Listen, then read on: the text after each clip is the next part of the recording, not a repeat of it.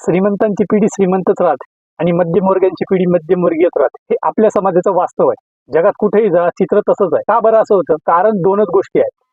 पहिली म्हणजे शाळा कॉलेजमध्ये पैशाचं शिक्षण मिळत नाही, आणि दुसरी श्रीमंत पालक मुलांना पैशाबद्दल काही वेगळं शिकवतात, तर मध्यमवर्गीय पालक पूर्ण वेगळं. म्हणूनच श्रीमंत मुलं पुन्हा श्रीमंत होतात आणि मध्यमवर्गीय मुलं आयुष्यभर तगमग करत राहतात. जर आपण समजून घेतलं की श्रीमंत आपल्या मुलांना नेमकं काय शिकवतात आणि तेच आपल्या मुलांनाही शिकवलं, तर आपणही श्रीमंत होऊ शकतो.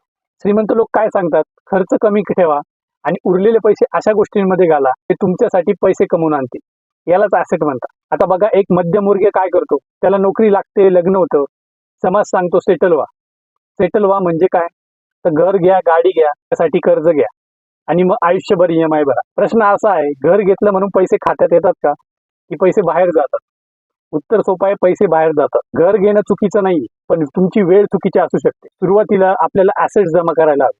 ॲसेट्स म्हणजे जी गोष्ट तुमच्या खात्यात पैसे आणून टाकते. लायबिलिटी म्हणजे जी गोष्ट तुमच्या खात्यातून पैसे काढते. मध्यमवर्गीय लोकांना हाच फरक समजत नाही, म्हणून त्यांचं आयुष्यभराचं गणित कमाईपेक्षा खर्च असं राहून जातं. जर आपण हळूहळू ॲसेट जमवल्या तर कॅश फ्लो वाढतो. समजा आज तुमचा पगार 50,000 रुपये आहे, त्यात 25,000 रुपये खर्च करा आणि 25,000 रुपये गुंतवा. गुंतवणुकीमधून पैसे वाढतात, ॲसेट्स वाढतात आणि हळूहळू पैसा तुमच्यासाठी काम करायला लागतो. म्हणूनच प्रश्न सोपा आहे, तुम्हाला श्रीमंत दिसायचं आहे की खरंच श्रीमंत व्हायचं आहे? जर या व्हिडिओतून तुम्हाला काहीतरी शिकायला भेटलं असेल तर नक्की लाईक करा, कमेंट करा आणि आपल्या मित्रमैत्रिणींशी शेअर करा. कारण योग्य फायनान्शियल एज्युकेशन आपलं आयुष्य बदलू शकतं. धन्यवाद.